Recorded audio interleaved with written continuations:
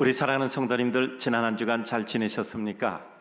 저도 역시 우리 성도님들 기도해 주셔서 한 주 건강히 잘 지내고 오늘도 이렇게 기쁨과 기대 가지고 말씀을 전할 수 있어서 감사하게 생각합니다.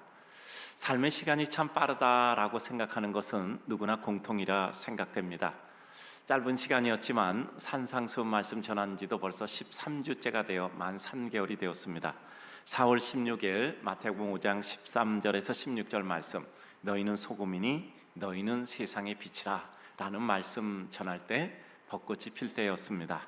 어느덧 무더위의 한가운데 서 있습니다.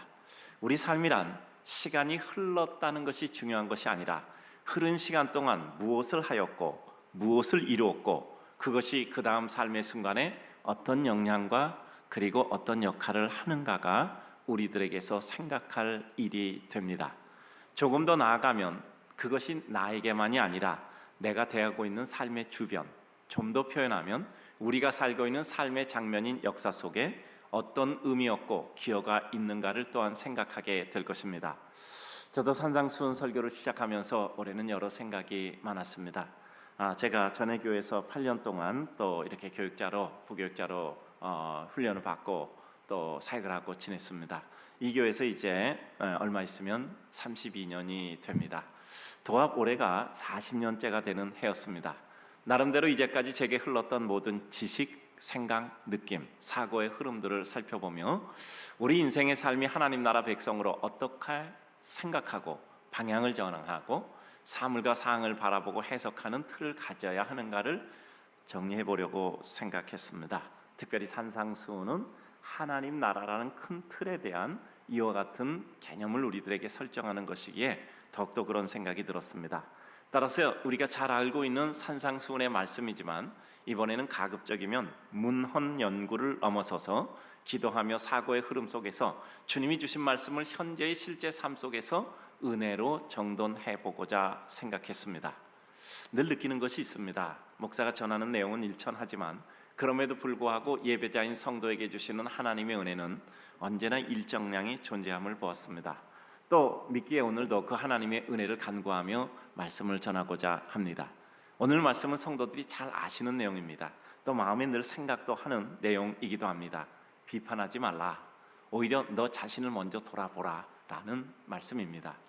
주님께서 이 말씀을 하신 이유가 있을 겁니다. 왜 주님은 이 말씀을 하셨을까? 사람들이 살아가면서 늘 자신에게 눈길이 가지 않고 다른 사람에게 눈길이 가되 그것이 따스한 눈길이 아니라 늘 평가하고 판단합니다. 그런데 거기서 그치는 것이 아니라 확인되지 않은 내 기준에서 옳고 그름을 정하여 심판하고 심지어는 본인은 아니라고 해도 상대를 정죄까지 합니다. 또 지배하려고 듭니다. 그래서 결과적으로 자신을 의인화하는 생활에 누추함이 만연된 삶이 있었던 것이죠. 그래서 주님은 그들의 그와 같은 누추함에서 스스로의 올무에서 자유롭게 해주시는 내용으로 오늘 말씀하신 것입니다.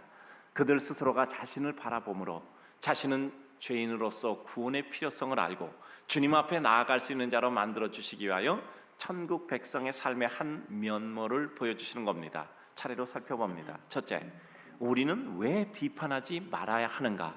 비판이라는 게 나쁜 것인가를 생각합니다. 그럼 먼저 그 의미를 살피기 위해서 이제 오늘 본문에 나오는 비판이라는 말의 내용을 조금 더 살펴봅니다. 오늘 말씀 속의 비판이라는 것은 어떤 의미일까?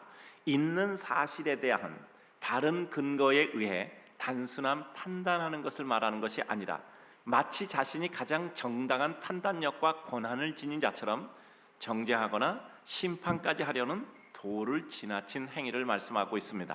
우리는 객관적이라고 하면서도 내가 원하고 기준하고 선호하는 주관적 근거에 의하여 맞다 틀리다를 결정합니다. 마치 그것이 우리에게 오류가 없는 온 세상의 기준과 잣대처럼 상대가 어떤 비난을 받고 사죄해야 되고 대가를 치러야 하느냐를 본인이 생각 속에서 결정해버립니다. 그리고 표현하고 주장하고 지배합니다. 지배라는 것은 뭐죠? 다른 사람에게 이와 같이 알려드리고 결정을 그게 하려는 것이 아니라 내가 정했으면 그가 따라야 되는 것입니다. 이것은 지배죠. 그러나 지배라는 것은 이 세상에서 하나님 아닌 어떤 사람도 누구에게나 통용할 수 없는 일입니다. 우리 인생을 지배하는 자는 하나님일 뿐입니다. 이것은 어느 순간 내가 하나님 위치에 따라서 서버리는 거죠. 오늘 산상수훈 말씀은 이런 때 나는 어떠한가 자신을 오히려 살펴보라고 하시는 말씀입니다. 갈라디아서 6장 3절 4절을 보면 만일 누가 아무것도 되지 못하고 된 줄로 생각하면 스스로 속임이라. 각각 자기의 일을 살피라. 그리하면 자랑할 것이 자기에게는 있어도 남에게는 있지 아니하리라 말씀하고 있습니다. 나는 좋다 생각해도 다른 사람에게는 그것이 전혀 자랑거리 아닐 수 있다라는 것을 말씀하고 있는 것이죠. 빌립보 2장 3절 아무 일에든지 다툼이나 허영으로 하지 말고 오직 겸손한 마음으로 각각 자기보다 남을 낫게 여기라 라고 말씀하고 있습니다. 다른 사람을 겸손한 마음으로 더 낫게, 즉 높게 여기라는 뜻이죠. 자, 그러면 왜 우리는 비판하지 말아야 할까? 메아리로 되돌아옴을 의식하는 나 자신에 대한 사려 깊은 사고는 위축이 아니라 성숙이란 말이죠. 여러분, 내가 얘기를 했는데 이게 반드시 나에게 되돌아올 것이다, 내가 심었으니 거둬야 된다라는 것은 위축이 아니라 성숙입니다. 따라서 우리는 반드시 그것을 생각해야 돼요. 내가 어떤 말을 한다, 내가 어떤 비판을 한다, 단순한 판단이 아니라 마치 내가 심판자나 된 것처럼 심판하고 거기에 대한 정죄하고 대가를 바라고 내가 생각한 대로 그가 움직여줘야 내 마음이 기쁘다라는 마음이 있다면 그것은 우리들에게 언제나 다시 되돌아온단 말이죠. 그것을 생각하는 것은 위축됨이 아니라 성숙입니다. 내가 수시로 나를 돌아보지 못하는 순간 우리는 다른 이의 부족을 공격함으로 나 자신의 심적 공허 상태를 메우려 하게 됩니다. 정당한 판단은 정당이라는 말이 붙는 정당함을 가졌다는 것 자체가 다른 일을 마음대로 비판하지 않는 의연함을 소지하고 있는 겁니다. 내 정당함은 상대에 대한 인정을 포함하고 있을 때 정당함입니다. 상대를 정직하게 인정하고 존중하지 못하면서 나는 정당하다고 생각하거나 말할 수 없습니다. 그것은 일방 상태이고 균형을 이루지 못하였기에 일단은 진리에서 벗어나는 겁니다.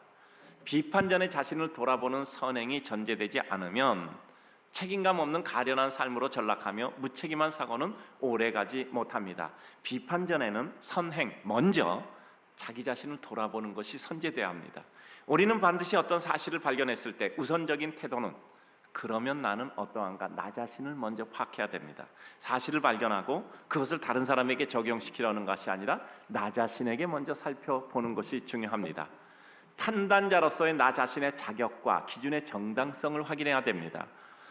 무엇인가 다른 사람에게 적용하려면 나에게도 적용해 볼 때 내가 그 기준 가지고 남에게 요구할 수 있을까라는 것 먼저 확인하는 겁니다. 뭐 그렇게 복잡하게 살 수 있나라고 생각 들지만 여러분, 요건 잘 들으시면 좋을 것 같아요. 우리 식탁의 대부분의 음식은 익혀진 음식이잖아요.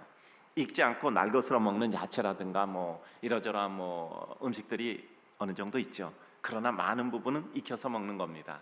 그것처럼 생각도 음식처럼 익히는 과정과 시간과 수고와 기다림의 구간을 통과시킬 때 맛을 낼 수 있고 유익할 수가 있습니다. 생각도 음식처럼 익히는 과정, 시간, 수고, 기다림을 통과시켜야 한다는 말이죠. 그렇지 않으면 내가 바르게 될 기회를 상실합니다. 솔직하다, 나는 마음에 있는 거 뱉는다, 가장 유치한 것입니다. 다른 사람을 비난하는 순간부터 우리는 자신을 잃어버리고 또 잊어버리고 그것이 사명처럼 그 일에 충실하다 보면 나 자신을 돌아볼 기회를 상실하는 겁니다. 그래서 한참 나가다 보면 어느새 나는 의인처럼 나를 공중에 띄우게 됩니다. 아래를 내려다보니 두려워 더 소리 지르고 공격적이 되고 맙니다. 무서워서 소리 지르는 겁니다. 어떤 사물, 사항, 상황이든 우리는 그것을 생각하고 판단할 수 있습니다. 우리는 수많은 결정하고 살아가야 돼요. 결정이라는 것은 어쨌든 순간마다 어떤 기준이든 따라 판단함으로 결정을 내리는 것이 삶의 구조이기 때문입니다. 눈 떠서 보는 것처럼 판단해서 결정하는 거죠. 그런데 그 판단이 옳고 바르기 위해서는 항상 그 판단을 하는 나 자신이 바른가 수시로 확인하는 작업이 필요하다는 거죠. 전도서 10장 10절을 보면 철 연장이 무뎌졌는데도 나를 갈지 아니하면 힘이 더 드느니라. 오직 지혜는 성공하기에 유익하다라고 말씀합니다. 그래요. 모든 게 잘 안 돼요. 상황이 나쁘다, 사람들이 잘 협조해 주지 않는다가 아니라 내가 철 연장이 무뎌진 것처럼 무뎌졌을 때가 있단 말이죠. 그때 나를 잘 갈고 벼리어서 잘 드는 날로 만들어야 돼요. 그래서 그 일을 이루는 겁니다. 하나님께 회개하고 씻어 다시 회복하고 또 뿐만 아니라 하나님의 자비로 힘을 얻어 우리는 나아가는 거죠. 기억하셨으면 좋겠습니다. 음식을 만들려면 먼저 손을 씻으실 겁니다. 우리가 밖에서 막 일하다 음식 만질 때 손 안 씻고 그냥 하는 것은 좀 아무래도 찝찝하잖아요. 그러니까 음식을 만들려면 먼저 손을 씻고 그 다음에 재료를 내어서 음식을 만드실 겁니다.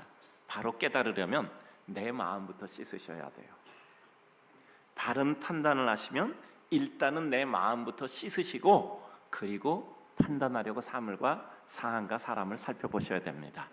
누군가 상황에 대한 판단을 잘 하려면 나 자신부터 돌아보아 바른 상태가 확인됐을 때 생각하고 결정하셔야 됩니다.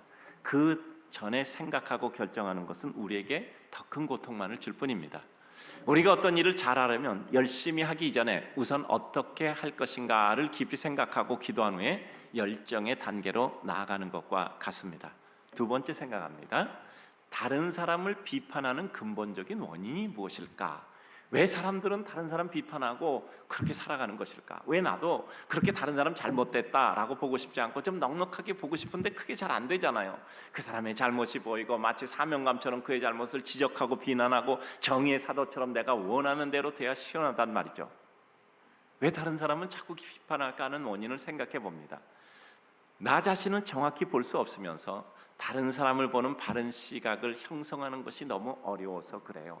그러니까 나 자신을 잘 볼 수가 없으니까 다른 사람을 바로 볼 수가 없는 것입니다. 두려움 때문이죠. 나를 보기가 두려운 겁니다. 내가 나를 알기 때문이죠. 그래서 나를 바로 있는 그대로의 진면목으로 보고 싶지 않아요. 거울 앞에 바로 서서 나를 보기가 두려운 겁니다. 우리는 보이는 것을 보아야 되는데 보고 싶은 것을 본단 말이죠.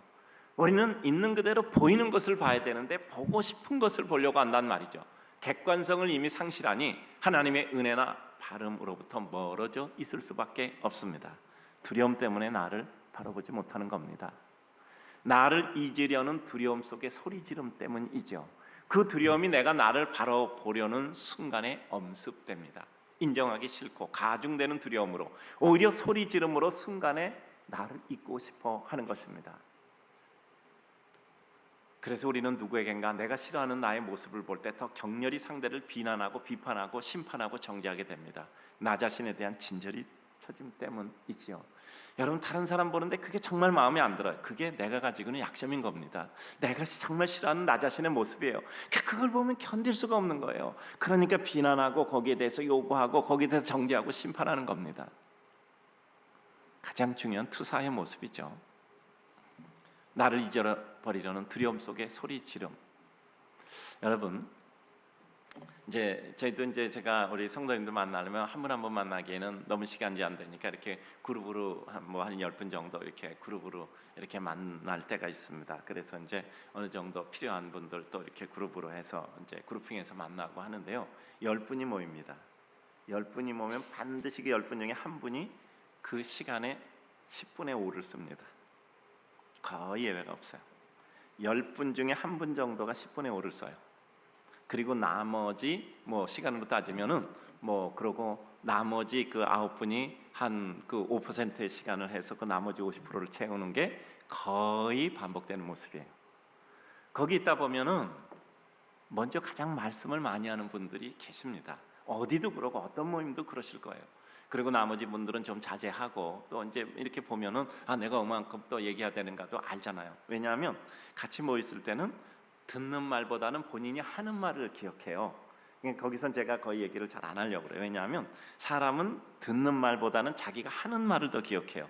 그러니까 중요한 건 그 본인이 어떤 좋은 뜻을 기억하는 게 좋은데 그 좋은 뜻을 본인이 해서 본인이 기억해야 되거든요.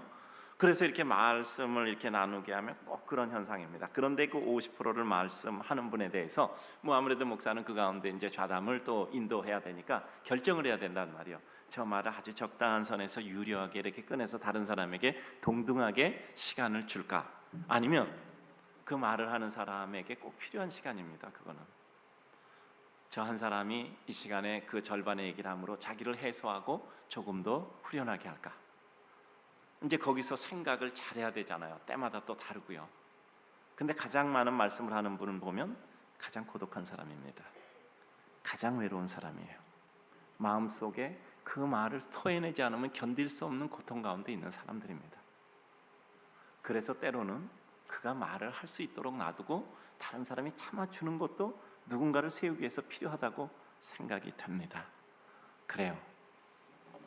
두려움 속에 소리 지르는 겁니다. 두려워서 소리 지르는 거예요. 겁이 나서 소리 지르는 겁니다.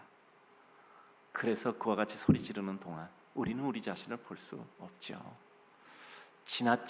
진리나 정의는 푸근하고 따뜻합니다.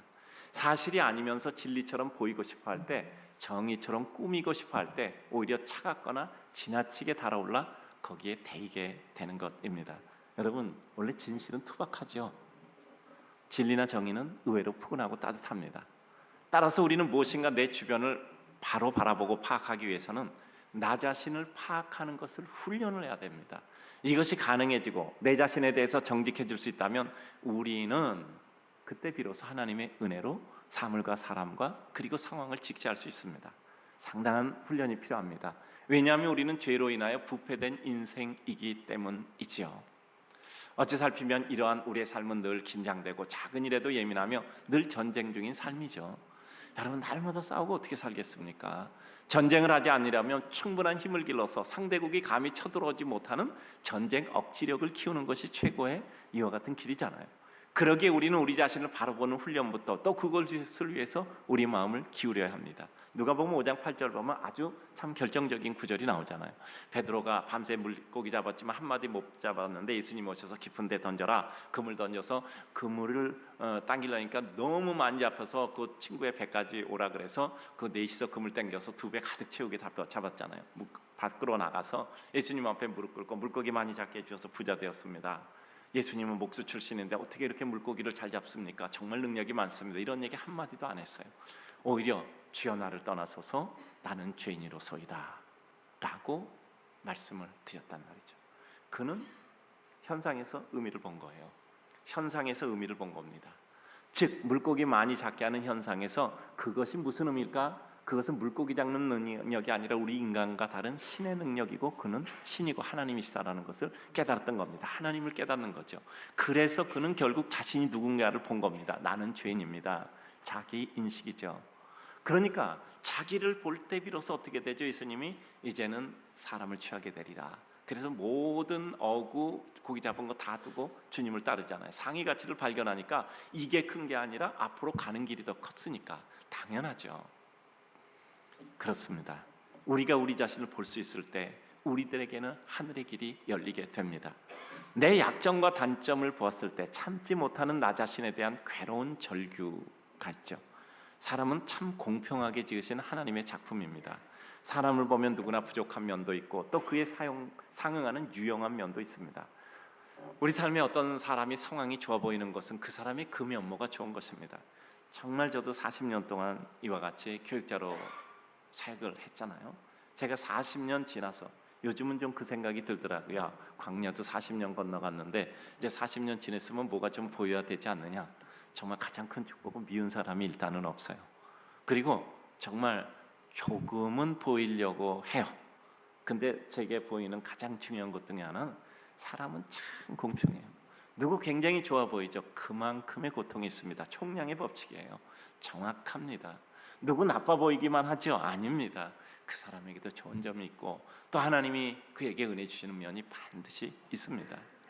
좋아함이란 대단히 주관적이고 그래서 이 세상 사람 다만 몇 사람만 살 자격이 있는 게 아니에요. 모두가 다 소중한 하나님의 은혜입니다. 시차적으로 지금 어려움 나중엔 또 좋아져요. 우리 사랑하는 성도님들, 내 약점과 단점을 보았을 때 참지 못하는 나 자신에 대한 괴로운 절규, 그것이 우리 인생에 있어서 나를 바라보지 못하게 한단 말이죠. 반드시 좋아 보이는 사람도 반드시 고통스러운 점이 있어요. 그 소중함을 발견하는 작업이 인생에 대한 탐구의 모습이고 그것이 구도자의 삶이에요. 구도자는 길을 가는데 어떤 길을 가느냐? 나를 바라보는 길부터 가야 돼요. 근데 우린 구도자로 여기 나온 거잖아요. 우리 도 닦으러 나왔잖아요. 도를 구하러 나왔잖아요. 그러면 그 구도 가운데 가장 중요한 것은 무엇입니까? 하나님을 알고 그 다음에 인간이 나를 아는 거잖아요. 그리고 삶의 상황을 아는 거. 이 세 가지를 추구하는 게 구도자잖아요. 그 가운데 바로 우리 인생에 대한 탐구란 말이죠. 하나님의 뜻을 구하는 것에 있어서 많은 퍼센트는 하나님이 지으신 그 인생을 이해하고 파악하고 기뻐하는 겁니다.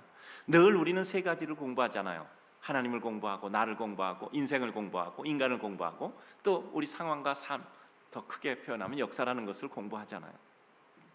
하나님은 변함이 없어요. 열심히 공부하는 더 많은 것을 알아요. 상황이라는 것은 늘 변하잖아요. 그래도 이 세상의 모든 상황이라는 것도 결국은 일정한 패턴을 가지고 있습니다. 일정한 패턴을 가지고 있어서 자연의 재해 중에 너무 큰 것은 우리가 대처할 수는 없지만 그럼에도 불구하고 일부 대처할 수 있는 것들이 꽤 돼요.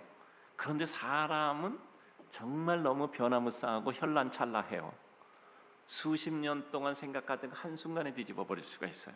그리고 어제 좋았는데 오늘 싫어질 수 있고, 아니 아까 좋았는데 지금 싫어질 수도 있고, 우리 사람의 마음은 너무나 현란히 바뀐단 말이에요. 그러니까 사람의 모든 행동도 뭐 우리 인지과학이라고 얘기할 수도 있잖아요. 뭐 행동심리라고 얘기할 수도 있는데 분명히 패턴을 가지고 있는 것은 분명한데 너무 현란해요.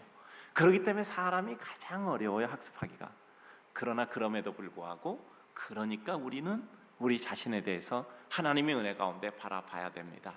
하나님이 만드신 자연, 세상 섭리하의 모든 것 기쁨으로 찾아 누려야 됩니다. 그런데 그것이 안 됐을 때 우리 정서가 뒤틀립니다. 곰곰이 생각해 보세요. 우리는 사랑하지 않아서 미워하는 것일까? 미워해서 사랑하지 않는 것일까? 두 가지가 다 똑같아 보이면 지금 딴 생각하고 있는 겁니다. 사랑하지 않기 때문에 그가 미울까? 아니면 미워해서 그를 사랑하지 않는 것일까? 말씀 듣고 그거다라고 생각하지 않고 이것이 어떤 것인가 생각하면 항상 우리는 그 윗단계 근원으로 가서 생각하면 돼요. 하나님이 우리 인간을 창조하실 때 어떻게 창조하셨습니까? 의와 진리와 거룩이라는 하나님의 성품으로 창조하셨어요. 근데 인간이 하나님께 시기하잖아. 뱀이 와서 꼬이잖아요. 너 그 위에 선악과 먹지 말라 그런지 알아? 그거 먹으면 하나님같이 되든지. 하나님이 금지시킨 거야. 그 시기심을 발동시켜서 선악과 먹음으로 하나님께로부터 징계를 당해서, 즉 하나님의 말씀을 어긴 것이 죄잖아요. 그러므로 말미암아 낙원에서 추방받게 되죠. 그래요. 그때부터 인간에게 생긴 게 뭐죠? 자기의 책임을 벗으려고 하는 겁니다. 하나님께 한 것. 아니 하나님이 나에게 진짜 여인이 그러라 그랬어요. 여자는 아유 저 뱀이 그러라 그랬어요. 그러니까 우리들에게 생각하는 것이 뭐냐면 바로 모든 것을 전가하고 투사하고 핑계하는 거란 말이죠. 격렬한 투사가 이루어지게 됩니다. 책임으로부터 심적으로 벗어나고 싶어서 내가 그런 거 아니야, 저 사람이 그런 거야. 투사라는 것은 무의식적으로 다른 사람에게 원인을 돌리는 겁니다. 자신의 감정 태도를 다른 사람에게 전이시켜버리는 심리죠. 그러니까 우리는 난 내가 이렇게 된 건 그 사람이 그런 거야, 상황이 그런 거야 라고 생각합니다. 우리는 그래서 어려움이나 진절이 처지는 싫어함이 다른 사람이나 상황으로부터 보여질 때 우리는 극렬히 반응해서 전가시키려고 하는 겁니다. 그래서 그냥 그렇다 아니다 할 사항을 개인 판단이 아닌 공적 힘을 가정해서 심판하고 정죄하려고 해요. 나 자신에 대한 가슴 아픔을 떨어내려고 하는 것입니다. 우리 사랑하는 성도님들, 우리는 이때 속히 은혜 자리로 돌아오게 와야 합니다. 지나치게 상심되고 지나치게 격렬히 반응되는 순간을 볼 때 우리는 무조건 하나님 앞에 엎드려 자비를 구하며 은혜를 구해야 합니다. 그때 우리는 새 은혜를 잊습니다. 지나친 상심도, 지나친 격렬한 분노의 순간도 우리는 그때 이미 우리의 중심줄을 놓고 있는 거죠. 부끄러운 것 없습니다. 사람은 다 비슷해요. 큰 차이 없습니다. 부끄러운 것은 질퍽거리는 그 순간 벗어나지 못하는 것이 부끄러움입니다. 벗어나라고 버둥질 치는 것은 거룩한 백성의 구도 행위예요. 여러분, 회개하는 건 부끄러운 게 아니에요. 회개하지 않는 게 부끄러운 겁니다. 무엇보다 하나님을 의식하지 못함으로 인해 우리 영혼의 피폐가 찾아오고 그것은 결국 우리 삶의 피폐함까지 가져오게 됩니다. 오늘 2절 5절 보면 너희가 비판하는 비판으로 비판받을 것이요 헤아리는 헤아림으로 헤아림받을 것이다. 외식하는 자의 내 눈 속에 들보를 빼어라. 그 후에 밝히 보고 형제의 눈 속에서 티를 빼라. 내 눈에 들보가 있는데 상대의 티만 보이는 거란 말이죠. 내 눈에 들보는 보고 싶지 않은 거예요. 우리 자신을 먼저 보라는 겁니다. 우리는 언제 우리 자신을 볼 수 있을까요? 하나님을 의식할 때만입니다. 삶의 순간에서 하나님을 의식하지 않을 때, 하나님을 느끼지 못할 만큼 내 일상과 욕망에 몰입되어 있을 때 우리 영혼의 피폐가 찾아옵니다. 그리고 그 모든 나 자신의 일그러진 모습이 싫어지면서 오히려 우리는 자꾸 망가진 쪽으로 오히려 쏠려요. 일단 아무리 옳은 일이어도 옳은 일로 평가받을 요소를 다 갖추어도 순서가 틀리면 그것은 아무런 소용이 없습니다. 우리의 순서는 뭐죠? 나부터 보고 내가 바른가 생각해서 바를 때만 다른 사람을 보는 겁니다. 내가 흐트러지고 흔들어질 때는 다른 사람 보는 거 아닙니다. 평가하는 것도 아니고 판단하는 것도 아니에요. 그때는 그게 다 틀린 답인 것이죠. 일단 다른 사람 보고 평가 이야기 전에 나 자신을 돌아봐야 됩니다. 그래야 우리는 인간 이해가 이루어집니다. 우리는 내 자신에 대해 관대하고 다른 사람에 대해서는 엄중하죠. 은혜 받을수록 순서의 바른 정렬이 이루어지는 겁니다.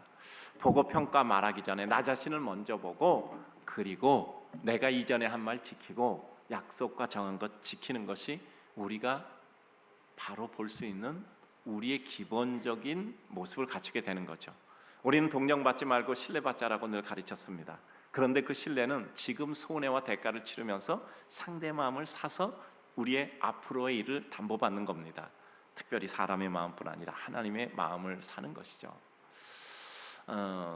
우리 삶이라는 게 참 각각의 모습이 있는 것 같아요. 제가 이번 주에 우리 부목사님 한 분에게 굉장한 위로를 받았어요. 제가 얘기하다 내가 이게 너무 그 말이 빨라서 우리 성도들이 참 힘들겠어요. 제가 이렇게 얘기했거든요. 제가 여기 그 원고에다가 지금은 뭐 저기 화면을 보지만 원고 지금 보조용으로 가지고 있잖아요. 그래서 원고가 저 앞에 있습니다. 근데 여기다가 큰 글씨로 빨갛게 천천히 장마다 써놨어요. 하도 말이 빨라갖고 아무리 천천히 해도 돌 빨라지네. 뭐 우리 성도들이 저를 위로해 주려고, 목사님 이제 저희는요 천천히 말씀하시는 목사님 있으면 너무 지루해요 막 이렇게 위로도 해주시는데 그 위로해 주시는 줄 압니다. 근데 우리 부목사님 그러시더라고요. 목사님 제가 말이 빠르다고 그랬더니 목사님 우리 교회는 49세 이하가 50%가 되거든요. 49세 이하고 저희 교회는 50%입니다. 굉장히 젊은 사람들이 많죠. 요새 젊은 사람은요 천천히 말하면 딴 생각합니다. 그러더라고. 그렇죠. 가만히 생각해 보니까 뭐 유튜브 같은 것도 천천히 말하면 우리 뭐 1.2배 배속 또 1.5배 배속 이렇게 하잖아요. 그죠? 아니 여기는 딴 나라에서 왔나? 그렇잖아. 그 말 들으니까 갑자기 내가 좀 이렇게 막 큰 위로가 되는 거예요. 그래서 그 목사님하고 내가 냉면 한 그릇 먹으려고 그래. 갑자기 내가 그냥 막 용기가 생기고 그러는 거예요. 그래요. 우리 삶의 평가라는 것은 어떤 관점에서 보는가에 따라서 전혀 다르잖아요. 가만히 생각하니까 정말 그러더라고. 그런 얘기 하시더라고요. 목사님 말이 빨라서요 잠시 딴 생각하면 전혀 그 줄기를 놓칩니다. 그러니까 딴 생각 안 하는 것 같아. 왜냐하면 딴 생각하려면 처음부터 끝까지 계속 딴 생각했는데 그게 지루해. 우리는 하나님 의식하고 늘 머리와 마음에 두고 그 뜻을 파악하고 물음에 갈 때만 마음이 옥토일 수 있습니다. 세 번째입니다.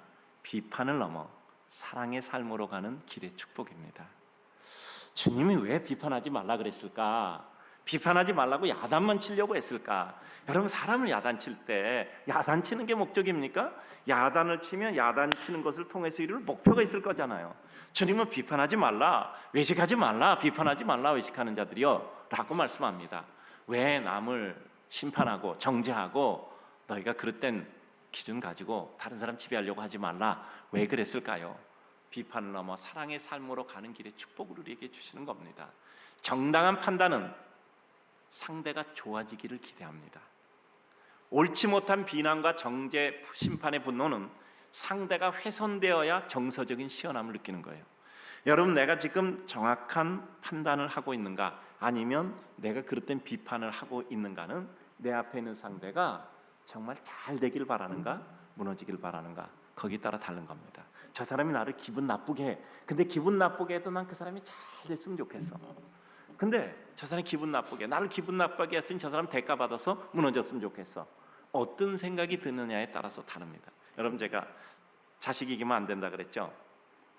자식은 부모를 이겨서 세상을 이겨야 돼요. 근데 자식이 그렇게 대든다고 해서 부모가 자식 이겨버리면요 그 자식은 날개가 꺾여요. 세상에서 누구에게도 이길 수가 없습니다. 버릇없는 거하고는 달라요. 저희 집에도 그 어린 애들 뭐 잘할 때 보니까 뭐 큰아이가 고등학교 때 그런 얘기 하더라. 아빠 나도 기준이 있어. 나 깜짝 놀랐어. 뭐 기준이 있다는 사람에게 뭔 얘기를 하겠어. 그래서 제가 넌 오늘부터 차이다. 아빠한테 아무것도 얘기 안 해도 되고 아무것도 묻지 않아도 된다. 제가 그래 고등학교 2학년 때인가 얘기했어요. 근데 그 둘째도 어느 날 아주 신기한 얘기를 하는 뭐라고 얘기하면서 자기 계획을 얘기하더라. 그러면서 끝에 이렇게 얘기하더라고요. 근데 아빠 나는 이게 내 수준 낮은 수준에서 생각한 거기 때문에 이게 옳다라고 말씀드릴 수는 없어. 이렇게 얘기하더라고. 난 깜짝 놀랐어. 난 그래서 너 어떻게 그렇게 심오한 얘기를 하냐. 그랬더니 저한테 그렇게 얘기하더라. 아니 말하다 보니까 그렇게 나왔어. 그러더라고요. 걔도 거기서부터 자유로워. 우리의 삶 가운데 정말 누군가를 해방시켜 줄 때가 있잖아요. 이제 이렇게 됐다 인정해 주는 거잖아요. 사랑하면 인정해 주는 겁니다. 사랑하면 인정해 주는 거예요. 네가 나보다 훌륭하다라고 인정할 수가 있고요. 정말 사랑하면 우리는 상대가 좋아지기를 바라는 겁니다. 내가 하는 이와 같은 모든 어떤 것들이 나보다 나아져도 축복해 줄 수 있고 부족하면 채워주고 싶은 것이지요. 그래요. 어떤 경우도 내가 싫어하는 사람이라도 그가 잘되고 망가지는 모습 보고 시원하다면 나는 하나님의 은혜와 사랑은 내 가슴 속에 없는 겁니다. 우리가 예수 믿었다는 것은 우리의 기준, 정서, 방향이 달라졌다는 뜻이에요. 전에는 시원하던 것이 안타까워졌어요. 어느 날 나도 모르게 나에게 해를 끼치던 사람이 끝나는 것이 아니라 잘되어 훌륭한 사람이 되어 누구에게 도움 주는 것이 시기심이 일어나는 게 아니라 오히려 기뻐진단 말이에요. 이것은 복음이 우리를 더 큰 은혜의 강가로 인도했기 때문입니다. 정말 예수 그리스도의 복음이 우리를 더 큰 은혜의 강가로 인도하신 거예요. 믿음의 백성은 비판을 해서 나의 옳음을 증명하는 것이 아니라 오히려 나를 살펴봄으로 더 큰 은혜와 진리, 진보의 자리로 나아가는 겁니다. 그리고 누군가 부족을 가진 사람까지 세울 수 있을 때까지 세우되 우리 몫이 아니라면 하나님께 맡겨 그를 인도하실 것을 믿고 하나님께 맡기는 겁니다. 우리 삶은 하나님께서 허락하시는 일을 꼭 알맞추게 할 수 있을 만큼 정확한 분량만 주셨어요. 우리가 여기도 저기도 다 사용할 수 있는 능력은 주시지 않았어요. 그래서 바른 일 하면서도 바른 삶과 마음으로 낭비 없이 하나님의 뜻을 수행할 뿐입니다. 저는 오병의 기적을 볼 때마다 참 놀라운 은혜를 느껴요. 물고기 2마리 떡 5개 가지고 5,000명 먹였잖아요. 놀라운 기적이죠. 근데 예수님께서는 부스레기 다 거두라고 했단 말. 아니 기도만 하면 5,000명 뻥뻥 먹이는데 뭐 그까지 그 유치하게 그 부스레기를 그와 같이 건지겠어요. 은혜를 낭비하고 남용할 필요는 없다는 뜻 우리는 받아들이잖아요. 하나님 꼭 우리에게 필요한 은혜만 줬어요. 그러니까 내가 이게 하나님의 뜻에 맞지 않는 일에 낭비했으면 그만큼 못하는 겁니다. 산상수훈의 말씀을 보고 느끼는 것은 결국 큰 틀은 하나님 나라와 이 세상은 다르다는 거예요. 그 근본과 추구 방향이 다릅니다. 믿음은 방향의 선해, 하나님 나라를 사는 사람은 무엇으로 기뻐하는 것인가, 그리고 그 삶을 움직이는 동인 자체가 틀린 거예요. 사랑하는 성도님들, 결국 우리가 상위 가치를 발견함으로 삶의 방향을 바꾸는 겁니다. 오른쪽으로 뛰어가는 사람이 갑자기 왼쪽으로 뛰어가요. 우린 잘 알잖아요. 저쪽에서 더 좋은 상위 가치를 제공하고 있기 때문에 그래요. 사랑하는 성도님들, 우리는 살아가면서 내가 하나님의 백성으로 자란다는 모습이 느껴지는 것이 옳습니다. 나는 무엇으로 시원함을 느낍니까? 나의 쾌감은 누구를 이겼을 때입니까? 누군가 나로 인해 생명 얻고 자신감을 얻고 그 속에서 지속적으로 선과 아름다움을 추구하며 사는 겁니까? 내가 잘 돼서 기쁩니까? 아니면 다른 사람까지 잘 되게 해서 기쁩니까? 잘못된 것을 보았을 때 그것을 어떻게 도울 수 있을까 생각되면 우리는 비판을 넘어 사랑으로 살아가는 겁니다. 나는 그렇게 내 오지랖이 넓지 못해서 그런 생각하지 못해요 라고 생각할지 모르지만 그렇게 사는 것이 하나님의 축복입니다. 오늘 주님 사랑하는 성도님들, 우리 방법이 있잖아요. 우린 줄 수 있는 데까지 주는 겁니다. 그리고 줄 것이 없으면 만들어서 자다 일어나서 이래서 만들어서 주는 겁니다. 그래도 없다면 끝까지 주는 겁니다. 생각하고 기도하고 말한 것은 시간이 지나더라도 결국은 하는 겁니다. 너무나 잘 아시잖아요. 내 거 챙기려고 할 땐 뭐 별로 잘 안 돼요. 근데 남 주려고 하면 이상하게 잘 돼. 모든 것은 각각의 몫이 있기 때문에 그래요. 우리 성도님들 말씀드렸죠. 내가 10명을 위해서 살리라. 하나님께서 10명의 능력을 주시는 겁니다. 우리 믿음의 백성은 눈만 뜨면 무엇인가 주고 싶고 생각만 하면 잘 되도록 기도하고 싶고 속상할 때 미안하다 하고 나보다 더 속상할 상대를 위로하는 좀 이상한 사람들이잖아요. 근데 그것이 하늘나라에서는 정상인 겁니다. 그런 사람들 하나님이 그냥 두시겠습니까? 줄 수 있도록 여건 주시고 기도해 줄 수 있도록 마음의 평안 주시고, 그리고 우리는 하나님께 한 몫을 구해본 적은 없잖아요. 여태까지 우리 이제까지 한 몫을 구해본 적은 없어요. 누가복음 6장 38절 주라 그러면 너희에게 줄 것이니 후이되어 누르고 흔들어 넘치도록 하여 너희에게 안겨주리라. 너희가 헤아리는 그 헤아림으로 너희도 헤아림을 도로 받을 것이니라. 남 헤아리면 우리도 그렇게 헤아림 받지만 주면은 누르고 흔들어 넘치도록 안겨주리라고 말씀하셨어요. 부족과 잘못과 오류를 볼 때 내가 도울 수 있는 것이 무엇일까 생각된다면 우리는 하나님의 큰 은혜를 입은 거예요. 하나님의 진정한 은혜를 받으면 우리는 우리에게 먼저 다가오는 것이 인생에 대한 가엾음의 발견입니다. 전에는 그냥 길거리가 돌멩이였는데 하나님의 은혜로 눈을 뜨게 되면 길거리가 다 보석이란 말이죠. 전에는 그게 돌멩이인 줄 알았어요. 전에 우리 교회 그 표 중에서 제가 아직도 기억되는 게 있습니다. 뭐냐면 한 10년 훨씬 넘었어요. 여러분 기억하실지 모르겠는데 오래되신 분들은요, 잡석이 보석대자 기억하십니까? 딴 교회에서 오셨군요. 잡석이 보석대자, 그거 아주 괜찮아서 제가 지금도 생각이 돼요. 잡석이 보석대자. 그래, 우리는 그저 돌멩이 같은 우리 잡석이었지만 하나님의 은혜로 깎이고 다듬고 세련되고 정련되니 우리가 보석이 되는 거잖아요. 마찬가지 우리 삶의 모든 것이 하나님 눈을 뜨면 내가 주변에 이렇게 보석이 많은지 몰랐던 거예요. 옆에 사람 한번 인사해 봅시다. 당신 보석이었군요. 눈 뜨고 보니까 알겠습니다. 보석인 줄 아세요? 보석인 줄 압니까? 돌인 줄 알았어요. 그래요. 사람은 누구나 기쁨 위에 살아갑니다. 우리 기쁨이 하나님께 예배드림이니 주일마다 이렇게 나와서 예배드리는 거예요.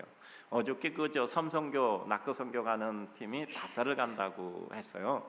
근데 아침 일찍 출발한 거, 제가 어저께 토요일 날 좀 일찍 왔거든요. 한 7시 반쯤 왔던가, 제가 잘 기억은 안 나는데 아침 일찍 왔어요, 토요일 날. 그런데 잘 기억이 안 되네요. 근데 삼성교 떠나더라고요, 보니까. 그런데 이제 가서 일단 통화를 했는데 안개가 끼어서 배가 갈 수가 없어서 그 섬에 들어가지를 못했다는 거야. 여기서 6시간 걸려. 그래서 종일토록 기다렸는데 아무 어떻게 길이 없어서 결국 있다가 다시 나왔다는 거야. 그래서 여기 오니까 어저께 밤 11시에 왔다 그러더라. 그러니까 이거 하루에 오고 가는 시간마다 12시간 걸려서 답사하는데 아무것도 못 보고 온 거야. 근데 그래도요, 영상통화 통해서 거기서 이제 목사님이 가서 이게 다 이렇게 보여줘서 또 이렇게 할 건 하셨다 그러더라고. 얼마나 억울해요. 근데 저도 그런 적이 있어요.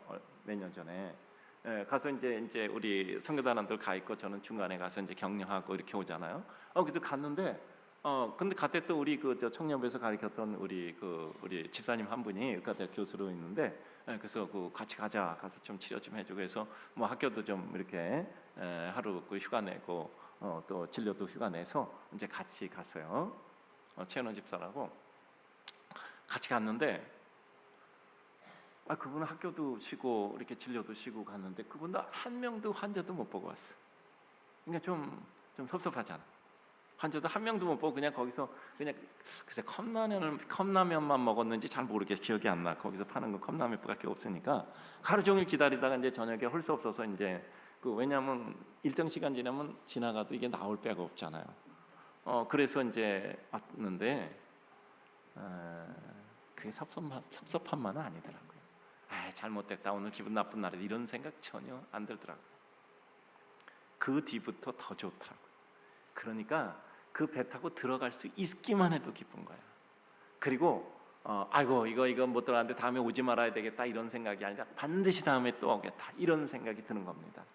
하나님의 은혜를 입으면 나쁜 것으로 기억되는 것이 아니라 좋지 않았던 것도 무엇인가 도움이 될 것으로 해석되어져 마음을 다지게 되고 하나님의 은혜를 이루는 겁니다. 늘 말씀드리자면 하나님의 축복은 해석의 축복입니다. 그 어떤 삶도 내가 기쁨의 눈을 뜨고 보면 모든 것이 기쁠 수 있어요. 저는 요즘 이러저런 생각합니다. 언제 우리 이런 얘기 할 수 있잖아요. 뭐 교회가 요즘 어떠니, 성도들이 어떠니, 예수 믿는 사람 어떠니, 그런 생각이 들 때 마음이 고가운 것이 아니라 저런 말하는 사람의 입에서 그들을 칭찬하는 말이 나오게 하리라. 그것이 우리의 생각이잖아요. 그것이 우리 생각이잖아요. 그래서 우리는 끊임없이 도전하고 하나님의 은혜를 이루고자 합니다. 그래요. 이제까지 우리가 미리 대처하지 못해서 그랬다면 우리가 져야 될 진과 구체적인 대안, 감당할 일을 위해서 생각하게 되는 것이지요. 저는 우리 교육자들에게 자주 그런 얘기를 해요. 우리 교회는 다른 교회에서 우리 교회를 연구하게 하는 교회는 되지 말자. 어떤 교회가 되냐 하면 그 정도에서 끝나지 말고 예수 안 믿는 사람, 세상에 있는 사람들이 도대체 저 교회는 뭐 교회인데 뭐 어떻게 이런 일도 하고 교회인데 어떻게 이러저러한 의미가 있는가를 생각하도록 하자. 그래요. 우리의 수준을 어디다 설정하는가는 굉장히 중요하잖아요. 우리 성도님들, 우리 성도님들은 교회에서 믿음 생활하는 것이 우리의 끝이 아니라고 늘 말씀드리잖아요. 교회에서 이렇게 봉사권시라는 것이 끝이 아니라 여기선 힘을 얻는 본부고, 우리는 우리의 일터, 우리가 살아가는 삶의 장면, 가정 모든 곳에서 그 힘으로 그것의 주의 천국을 이루고 하나님의 주권이 실시되는 영역으로 만드는 거예요. 그래서 우리는 하나님의 은혜 가운데, 성경에 나눈 가장 기본은 확산이잖아요. 예루살렘, 온 유다, 사마리아 땅 끝까지 가는 거예요. 그러니까 우리는 교회에서는 힘을 얻는 곳이고 본부고, 여기서 얻은 힘을 가지고 세상에서 실현을 하는 것입니다. 그래요. 그래서 주님의 뜻인 인생에 대한 사랑, 그들이 기뻐할 수 있는 것이 내 기쁨일 때 우리는 비판 대신 예기치 않게 이미 거인이 되는 것입니다. 우리에게 있어서 사명은 생명보다 강하다고 했습니다. 사도행전 20장 24절 보면, 내 달려갈 길, 주 예수께 받은 사명, 하나님의 은혜 복음을 증언하는 일을 마치려 하면은 내 생명조차 조금도 귀한 것으로 여기지 않는다고 했어요. 죽음이 기다리고 있다 해도 나는 기다리고 있는 그 죽음을 맞이하러 간다라는 것이죠. 고통 속에 오히려 거룩한 성은이 되는 겁니다. 오늘 말씀 정리합니다. 어차피 우리 삶을 정리하고 가야 되지 않겠습니까? 가끔 우리 정리하잖아요. 서랍도 정리하고 책꽂이도 정리하고 노트도 정리하잖아요. 나는 무엇으로 남을 것인가 정리해야 되지 않겠습니까? 우리 삶이라는 것은 때로는 좋아지기도 하고 때로는 싫어지기도 하고, 우리는 알잖아요. 반드시 웨이브잖아요. 올라갈 때 있으면 내려가고 내려갈 때 있으면 올라가고. 뭐 지금 좋아요? 총량의 법칙 말씀 지금 기뻐요? 뭐 조금 있으면 슬플 겁니다. 기대하세요. 이때까지 좋은 일만 있었던 사람은 앞으로 어려운 일이 있을 겁니다. 이건 진리예요. 기대하세요.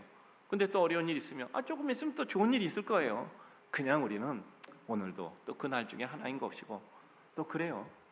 그런 가운데 우리는 그것을 전체를 품을 수 있는 더 큰 마음의 시야로 바라보고 사는 거죠. 늘 우리는 단면에서 평가하지만 하나님은 총량으로 평가하신단 말이죠. 통시적으로 평가하세요. 그래서 우리는 우리를 정리하며 뭐를 하죠? 무엇으로 남을 것인가를 생각하는 겁니다. 우리 사랑하는 성도님들, 우리 분당중앙교회 역사가 되기를 주님의 이름으로 축복합니다. 분당중앙교회 전설이 되기를 축복합니다.